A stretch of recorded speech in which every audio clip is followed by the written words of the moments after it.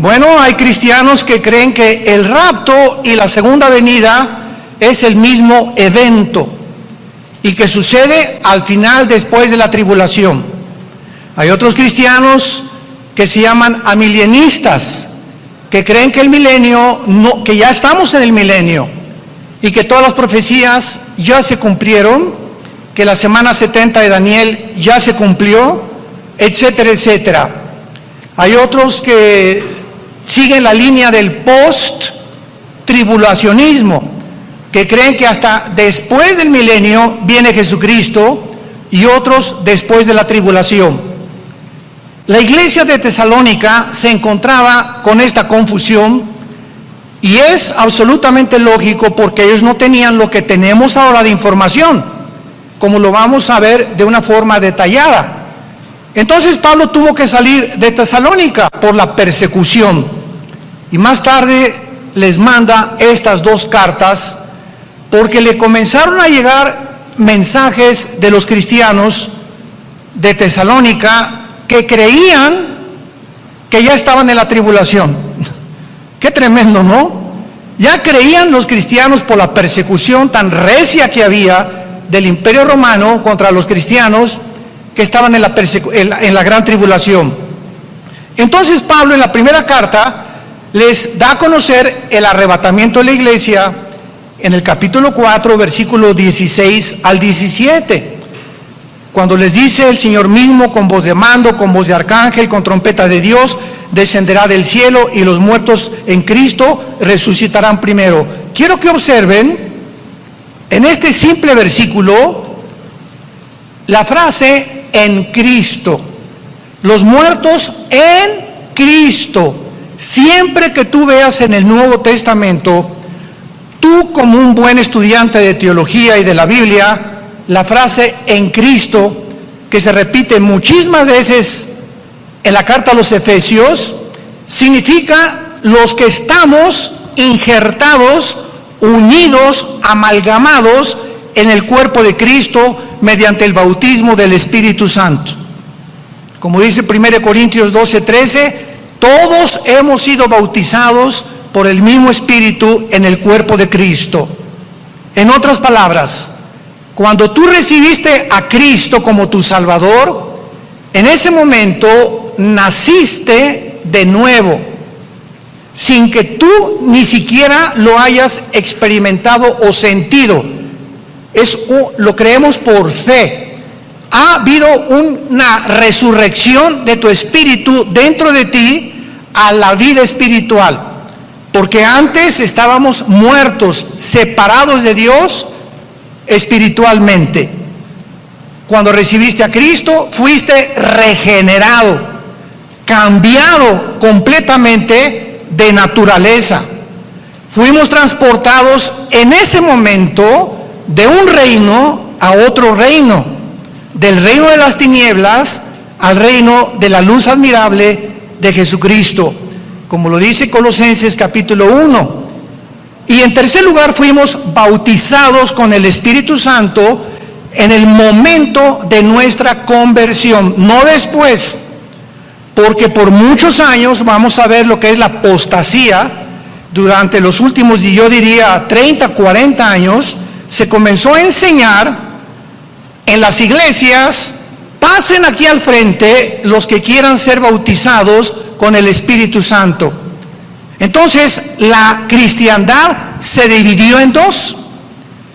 En otras palabras, se estaba dando a entender que hay cristianos que son cristianos, pero había otros cristianos que les faltaba algo. Eres cristiano, pero te falta una experiencia que necesitas tener, que es el bautismo del Espíritu Santo. Cuando la Biblia nos demuestra con una claridad absoluta que el bautismo del Espíritu Santo es lo que nos hace cristianos. ¡Qué barbaridad!, ¿no? Y se comenzó a enseñar porque se convirtió en una tradición, porque la mayor parte de las iglesias lo comenzaron a proclamar, sin haber estudiado profundamente esto, y basándose desde luego en algunos versículos nada más del libro de los Hechos, cuando el libro de los Hechos no es un libro doctrinal, es un libro narrativo que narra la experiencia o la transición entre el judaísmo y el cristianismo.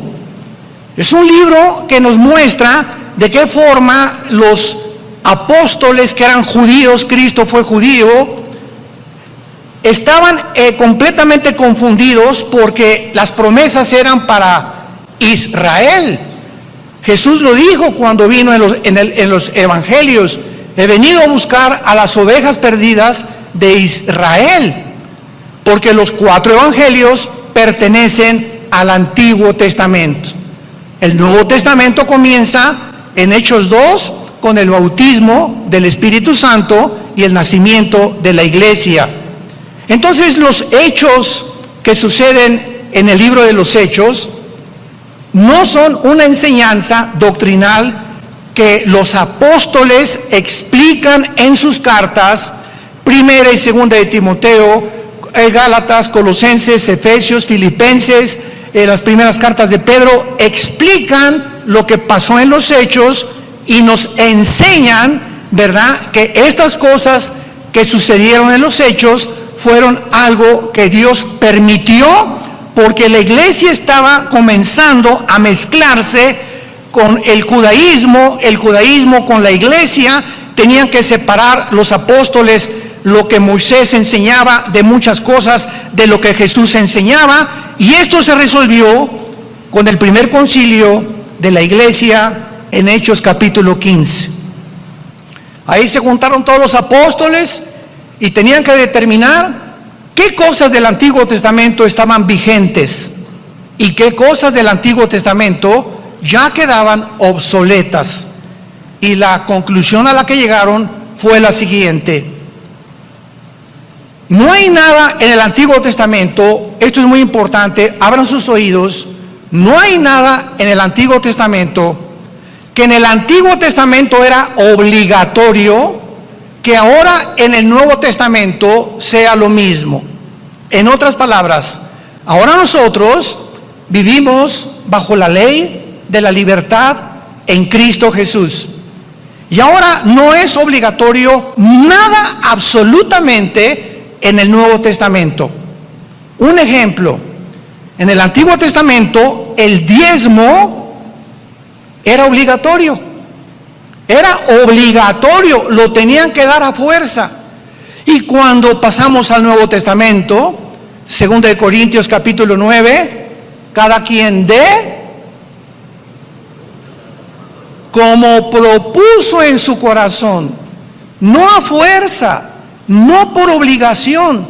Si no te nace del corazón darle a Dios, y si en el Antiguo Testamento fue el diezmo, con toda la lógica del mundo, bajo el Nuevo Testamento, con mejores promesas, mejor pacto, un Salvador que vino al mundo y ya pagó por el pecado, ¿cómo voy a seguir bajo la ley dando solamente el 10%?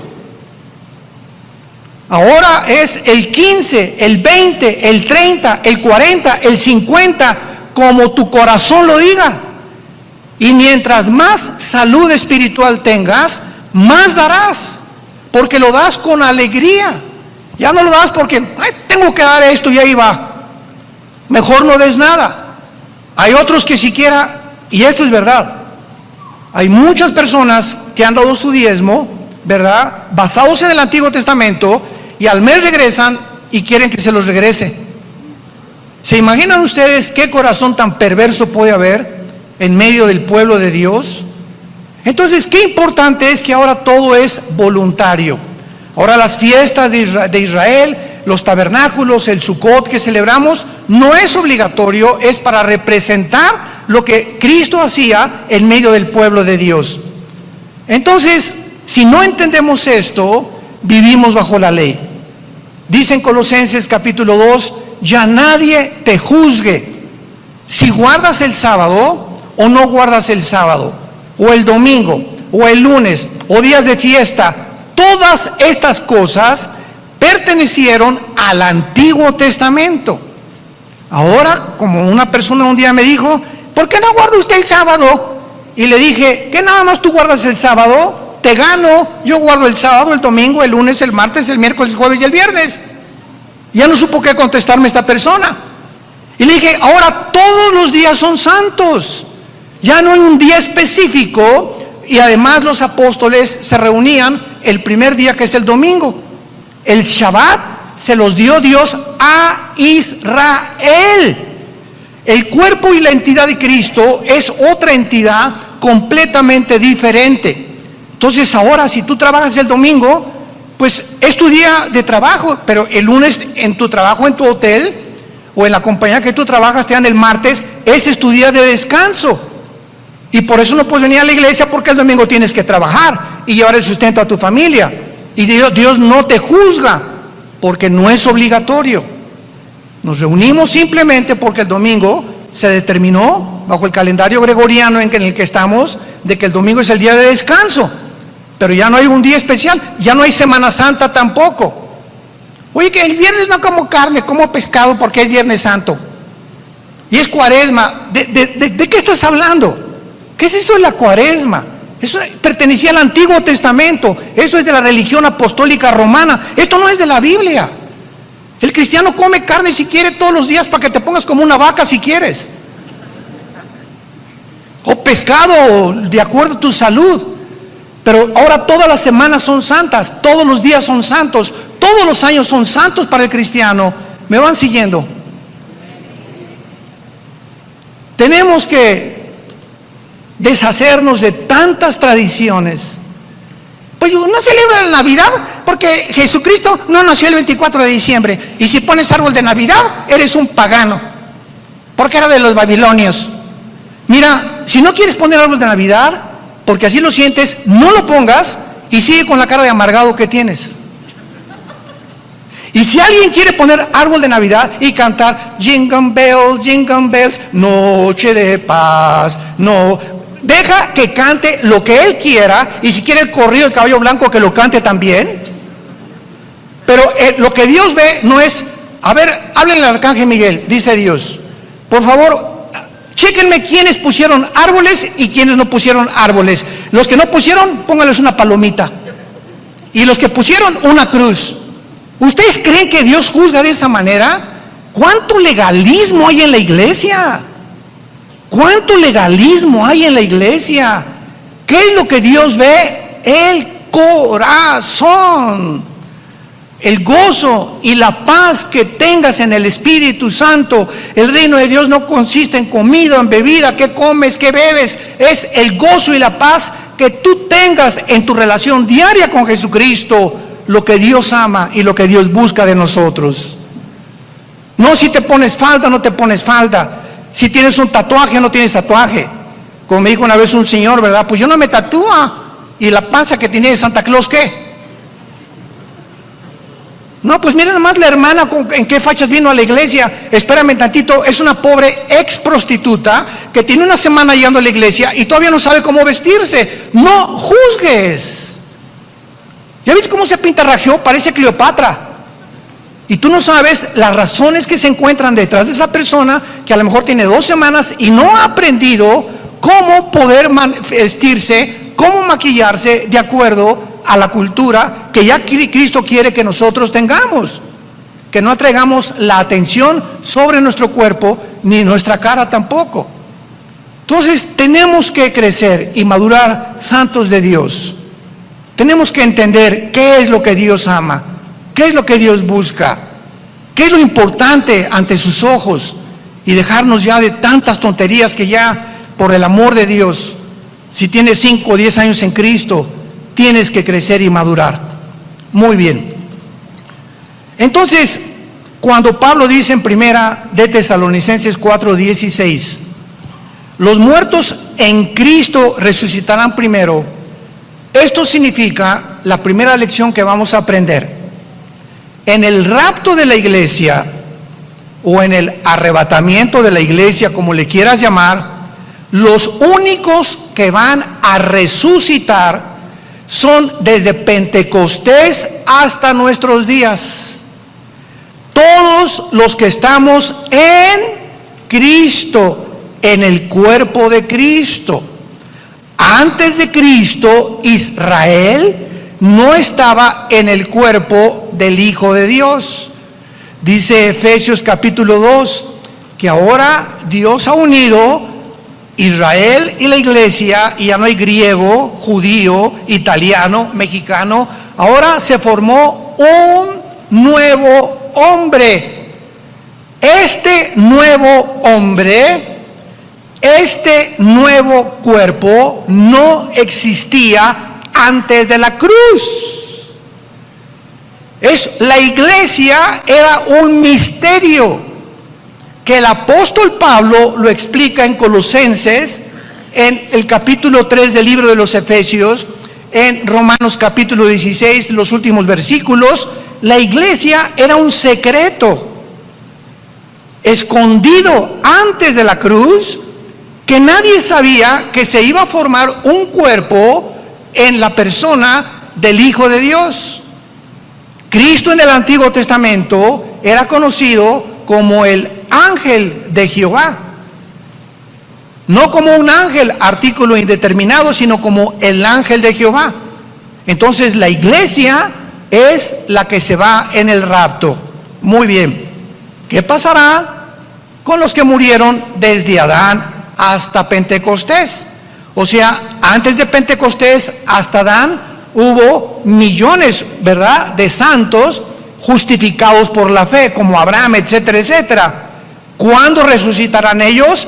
Ellos resucitarán de acuerdo a Daniel 12, del 1 al 3, después de la tribulación, en la segunda venida de Jesucristo. Y observamos entonces que las resurrecciones tienen un orden. Hay un orden. Dios hizo un orden en el universo. Dios es el Dios de orden. Dios no quiere que nada haya fuera de la armonía. Una gran sinfónica, imaginémonos un saxofón fuera de tono. En una alabanza, una guitarra fuera de tono. En un coro, un hombre con una voz, con una tesitura que no le queda a una muchacha, que no le queda, cantando en otra tesitura, desentona absolutamente toda la alabanza, toda la sinfonía. Todo es un orden. Imagínate tu cuerpo. Nuestro cuerpo funciona si hay orden entre mi estómago, mi hígado, mi páncreas, mis pulmones y mi mente. Y si en mi mente no tengo paz, y si en mi mente no tengo estabilidad, si no hay una tranquilidad en mi alma, mi cuerpo no puede estar sano. Y qué interesante que la mayor parte de los médicos en el mundo han descubierto que la enfermedad del siglo XXI, que causa casi el 70% de las enfermedades mentales y físicas, es el estrés. ¿Ustedes creen que es coincidencia que todo este año pasado y parte de este año nunca han habido más suicidios, divorcios, problemas mentales de los niños, de los jóvenes, como en el Japón, que se suicidan 2, 3 al mes, jóvenes menores de 18, 20 años de edad, drogadicción, por todo lo que el mundo ha atravesado con la famosa pandemia que hemos todos vivido? Qué impresionante que lo que ha enfermado más al mundo ha sido el miedo. El miedo es el arma favorita de Satanás. ¿Qué fue las palabras que Jesucristo nos dio? ¿Qué antídoto Jesús nos dio hace 2000 años? Que precisamente lo que necesitamos en el siglo XXI, mi paz les dejo, mi paz les doy. Shalom. Shalom. Resucitando los discípulos que iban al camino de Maús, se encuentran con Jesús, no lo reconocen, y lo primero que les dicen, Lucas 24, Shalom. Shalom es la palabra perfecta en el hebreo, porque implica paz, seguridad, esperanza, bienestar y salud. Cuando tú tienes paz, hay armonía en todos tus órganos dentro de tu cuerpo. Y si tú tienes algo que comience a disfuncionar y comienza a afectar las demás partes de tu cuerpo, es lo que se llama, estás enfermo. Entonces, ¿qué es lo que nos enferma? La desarmonía que existe dentro del cuerpo humano, porque algo causó esta desarmonía dentro de tu cuerpo. Y esto es precisamente lo que Dios quiere que nosotros podamos entender. Muy bien. Ahora, en la primera carta a los Corintios, capítulo 15, versículo 51 en adelante, ya Pablo nos explica el misterio que solo a él se le reveló. Ni a Pedro, ni a Santiago, ni a Lucas, ni a Juan, ni a Judas, el medio hermano de Jesús, a ninguno de los apóstoles le agradó a Dios revelarle lo que le reveló únicamente al apóstol Pablo. Y esto nos habla claramente de los diferentes talentos y revelaciones que tenemos del mundo espiritual.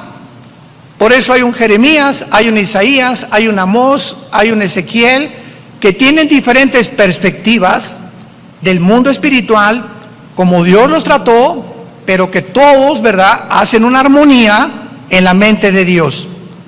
Y dice el apóstol Pablo en su primera carta a los Corintios, capítulo 15, versículo 51, he aquí les digo un misterio. Un misterio es algo no revelado antes. Es un secreto que no se conocía antes. ¿Qué está diciéndoles Pablo? Les voy a contar, les voy a revelar un secreto de Dios que en el Antiguo Testamento ni en los, escúchenme con cuidado, ni siquiera en los evangelios se conocía. Pablo, ¿cuál es este secreto? Estoy ávido por que me lo digas.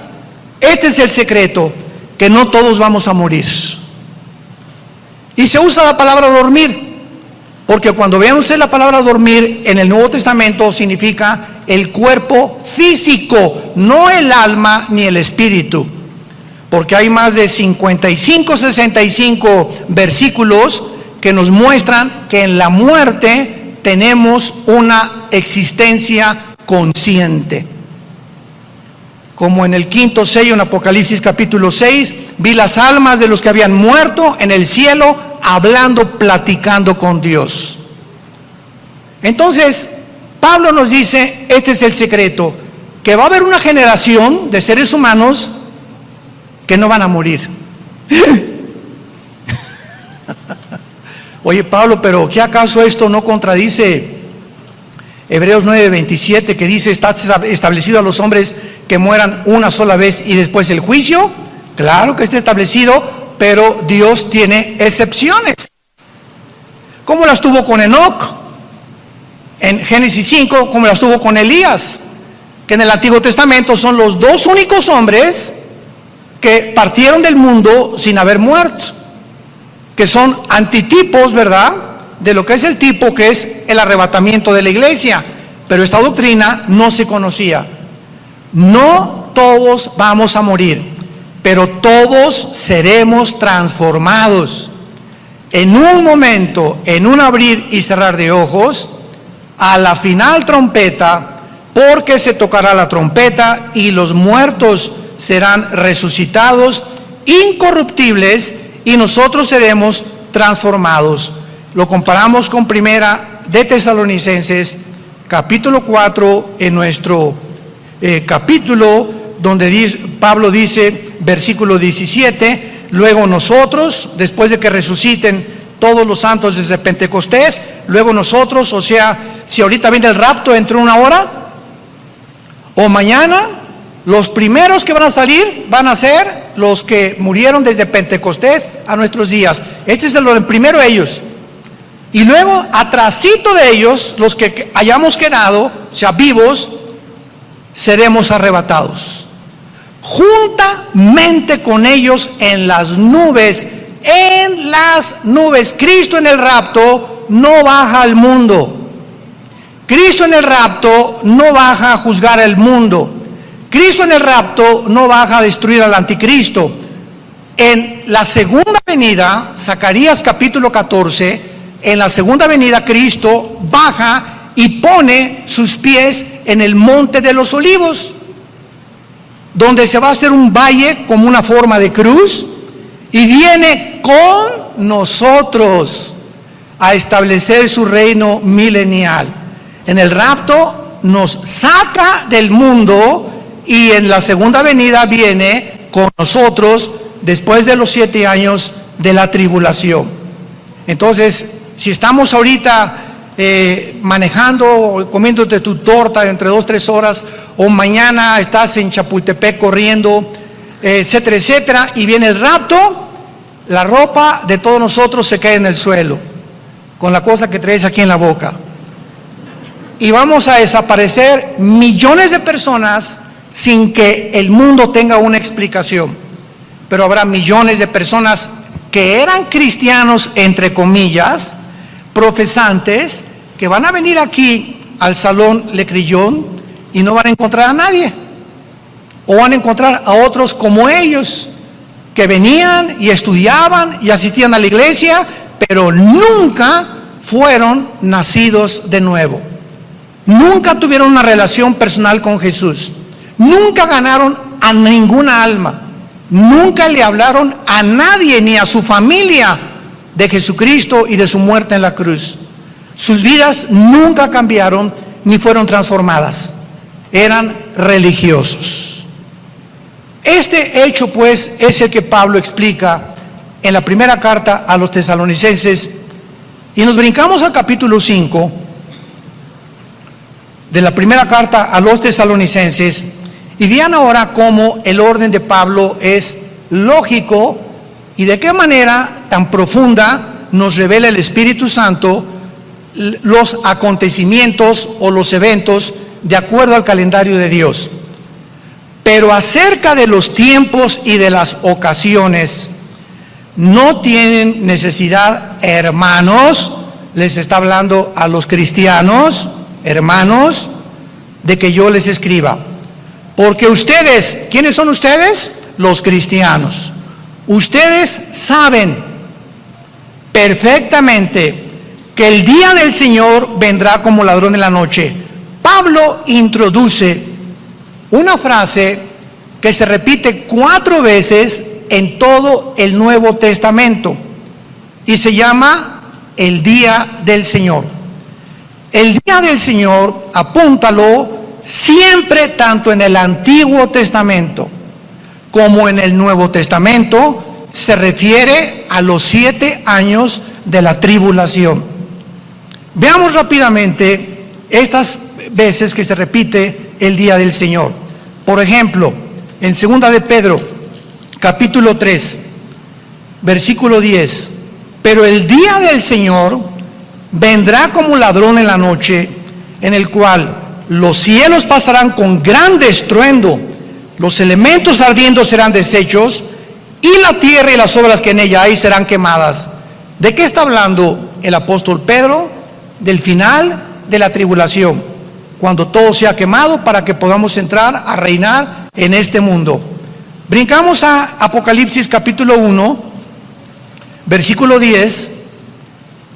Yo estaba en el Espíritu, ¿cuándo? En el día del Señor. Muchos creen que aquí Juan está diciendo, yo estaba el domingo, en el día del Señor. Cuando Juan dice, yo estaba en el Espíritu en el día del Señor, él está diciendo, lo que les voy a revelar ahorita, que es todo el Apocalipsis, me fue dado por el Espíritu Santo, y yo me encontraba en el tiempo de la tribulación, que es lo que habla todo el Apocalipsis. El Apocalipsis, después del capítulo 4, que la iglesia ya no vuelve a aparecer, menciona 21 juicios, 7 de sellos, 7 de las trompetas y 7 de las copas. 7 por 3, 21. 21 juicios que caerán sobre el mundo de parte de Dios. Y Dios no nos ha puesto, lo vamos a ver después, para la ira. No nos ha puesto para que estemos esperando al anticristo. Nos ha puesto para que seamos consolados esta mañana y sepamos que ya no tarda venir por nosotros. Muy bien.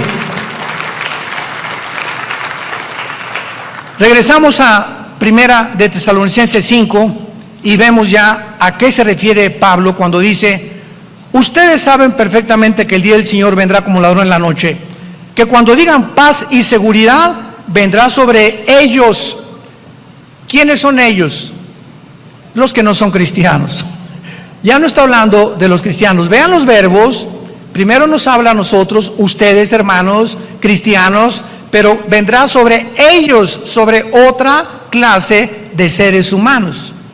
Ya no está hablando de la iglesia. Vendrá sobre ellos destrucción repentina. ¿Qué significa que cuando digan paz y seguridad? Precisamente la tribulación comienza cuando el anticristo, como lo vamos a ver en la segunda carta, confirme un pacto por 7 años con los judíos. Daniel 9, 27. Y él va a decir paz al mundo, y los judíos confiados en que les va a permitir reconstruir el templo, que ya casi llega este momento. Entonces, a los 3 años y medio, a la mitad de la tribulación, el anticristo los traicionará y vendrá destrucción repentina. Entonces, Pablo está diciendo lo que dijo Daniel y lo que el mismo Señor Jesucristo dijo en Mateo 24, versículo 15. Cuando vean la abominación desoladora que habló el profeta Daniel, huyan, escápense de Judá, porque vendrá tribulación como nunca la ha habido antes en el mundo. Vemos que cuando juntamos todas las piezas del rompecabezas y versículo con versículo y unimos varios libros, podemos trazar la palabra de Dios, trazándola como el Espíritu Santo quiere que la tracemos. ¿Qué cosas son las sectas?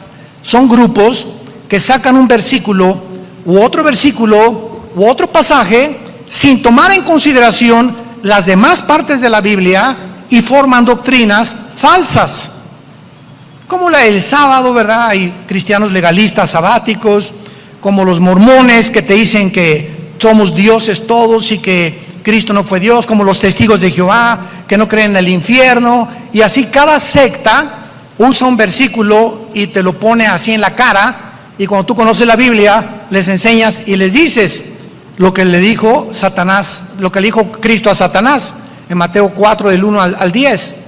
Llega Satanás y le dice: está escrito, vean ustedes al diablo, oye Jesús, está escrito, aquí están los salmos, que dice en los salmos: a sus ángeles mandará para que cuando te avientes del templo no te vayas a morir, o tu pie no tropiece en piedra. Y Cristo le contesta: pero también está escrito.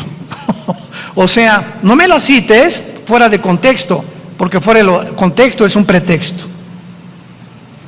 Entonces, esta es la razón por la cual hay tanta gente que cita versículos de la Biblia, pero fuera del contexto. Y es cuando se hacen herejías. Por eso se nos manda a ser diligentes, apasionados por la verdad, para que tracemos bien la palabra de verdad, que es la palabra de Dios. Y dice Pablo entonces, cuando digan paz y seguridad, vendrá destrucción. Versículo 24: mas vosotros, hermanos. Otra vez Pablo vuelve a hacer una grande diferencia entre ellos, los que serán destruidos en el día del Señor, pero ustedes, hermanos, qué importante es esto, ustedes no están en tinieblas para que aquel día los sorprenda como ladrón. O sea, ustedes no tienen por qué estar espantados por el día del Señor, porque somos hijos de la luz. Versículo 8, somos del día, seamos sobrios. Versículo 9, y aquí Pablo ya lo explica, más claro no puede estar. Dios no nos ha puesto para la ira. ¿De qué ira está hablando Pablo? De el día del Señor, donde vendrá destrucción repentina. Dios no nos ha puesto para que atravesemos ese día, sino para alcanzar salvación por medio de nuestro Señor Jesucristo. Antes de pasar a la segunda carta, aclaro lo siguiente. ¿Por qué dice Pablo para alcanzar salvación? ¿Qué acaso no la tenemos ya? Son muy buenas preguntas, ¿eh? Un buen estudiante de la Biblia está escudriñando, ¿y por qué esto? ¿Y por qué aquello? Y hay 1000 preguntas que hacerle a Dios para alcanzar salvación. Una vez una estudiante me dijo que entonces no tenemos la salvación y la podemos perder, y hasta el final podemos saber si fuimos salvos, y le expliqué, apúntalo, la salvación en la Biblia tiene 3 tiempos. La salvación tiene 3 tiempos: pasado, presente y futuro. Pasado, ya fuimos salvados del castigo del pecado. Ya fuimos salvados del castigo del pecado. Esto se llama la justificación. Y puedes apuntar ahí Romanos 8:1. Ningún juicio hay para nosotros ya. Ya Cristo pagó por nosotros en la cruz y ya tenemos una salvación garantizada eternamente. Ese es el pasado. Presente, estamos siendo salvados de la presencia del pecado. Esto se llama la santificación. Estamos siendo salvados de la presencia del pecado en la medida en que más nos entregamos al Espíritu Santo. Y futuro, seremos salvados de la presencia del pecado en la glorificación. Cuando resucitemos, el pecado, ¿verdad?, o la antigua naturaleza será completamente ya muerta, erradicada del cristiano. Hasta el tiempo de la resurrección, el pecado habita en nosotros. Dice Pablo en Romanos 7, el mal mora dentro de mí. Ten cuidado, hermano y hermana. Anoche mi esposa y yo veíamos una película de las poquitas que ya puedes ver. Quiero usarla como ejemplo de una muchacha negrita que estaba en una universidad en África y llegó un maestro con doctorados y cosas así, y era como 25 años más grande que ella. Esta tenía 20 y él tenía como 55 años de edad, y la comienza a enamorar. Total que la comienza a enamorar y un día la quiere violar. Entonces, para hacerlo corto la historia, la muchacha morenita o negrita va con los decanos de la universidad, con los principales, y lo delata y no le creen. No, como un maestro con tanta reputación y con tantos diplomas, esto no lo podemos creer. Total que ella contrata un abogado, una abogada negrita también, y exige la abogada que le hagan un juicio a este maestro. Entonces, claro que él se defiende y resulta en el juicio que tenía 10 años en las otras universidades que él había enseñado una historia de violaciones a muchachas menores de 20 años que les ofrecía el sexo con tal de pasarlas de año. Y nadie lo había delatado por miedo, las mujeres por miedo de que no la pasaran, cómo le iban a creer, sin testigos. Finalmente cayó el hacha del juicio sobre la vida de este hombre, porque esta película es de la vida real. Y esto es lo que dice Romanos capítulo 2, versículos 2 y 3. ¿Qué no sabéis que la paciencia de Dios y la benignidad de Dios te guía al arrepentimiento? Yo le dije a mi esposa cuando acabó esa película, conozco muchas personas que las está juzgando Dios ya, que traían una historia de hace 10 años, 5 años, de abusos sexuales, etcétera, etcétera, o de otra índole, y que como no pasaba nada, creían que Dios lo había olvidado, y Dios no puede ser engañado. Muchos de ustedes que me escuchan o a través de los medios de masivos, tal vez tengas una vida en la que tú crees, o pecados escondidos, que los sigues cometiendo, y como no te ha pasado nada, crees que ya Dios no ve. Y quiero decirte algo, tarde o temprano cae el hacha sobre el árbol. Y todo árbol que no da fruto, Mateo capítulo 3, será cortado. Y Dios está usando esta época que estamos viviendo para meter el hacha y cortar vidas de organizaciones y de personas que Dios les había hablado anteriormente y que se burlaron de Él. Finalmente, tus pecados te alcanzarán, dice la Biblia. Tus pecados te alcanzarán tarde o temprano. Tú puedes ir caminando en la vida, ya tienes tus pecados, robaste, violaste o lo que hiciste, no pasa nada, 1 año, 2 años, 3 años, 4 años, acuérdate, te van a alcanzar tal vez al 4.º año o al 15 años. Y cuando te alcancen, tal vez te alcanzaron cuando tenías la más grande oportunidad de formar una familia o de triunfar en los negocios, o que se haga un escándalo en tu vida, o perder tu familia y tus hijos o tu testimonio, porque no quisiste encontrar el perdón en la cruz. El que esconde sus pecados no prosperará. No le puede ir bien a nadie. Palabra de Dios, que esconda su vida debajo de un closet o debajo de un colchón, no te puede ir bien. Tarde o temprano Dios tratará con tu vida. Mas el que los confiesa y se aparta, alcanzará misericordia. Dios es grande y misericordia y te quiere perdonar. Esta mañana quiere llamarte y decirte te amo. En esa cruz pagué por todo lo que tú habías hecho y por lo que crees que tienes escondido. A mí no me engaña. Dios conoce las intenciones de nuestro corazón. ¿Por qué no aprovechas esta mañana para venir a la cruz?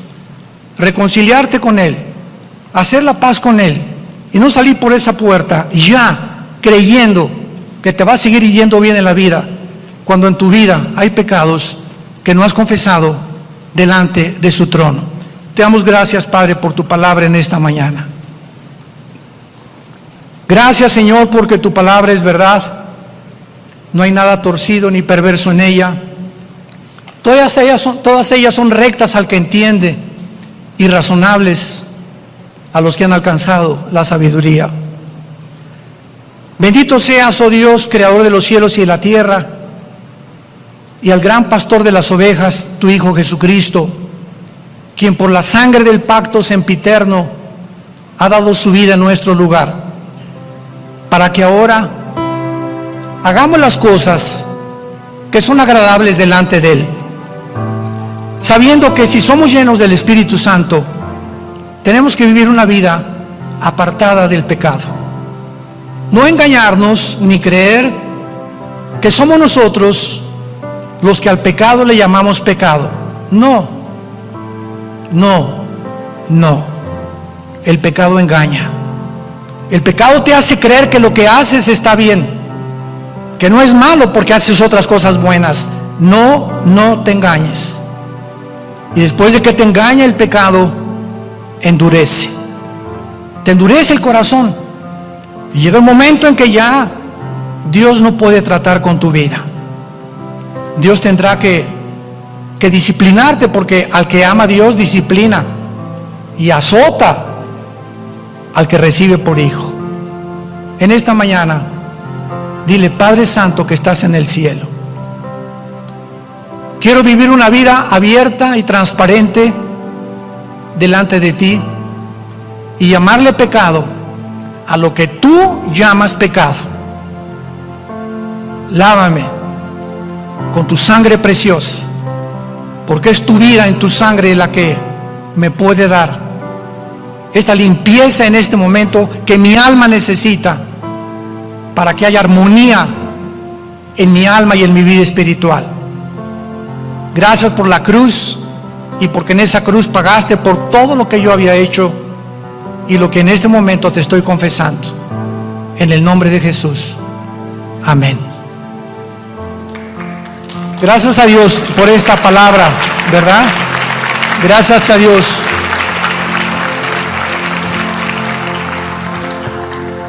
Esta palabra debe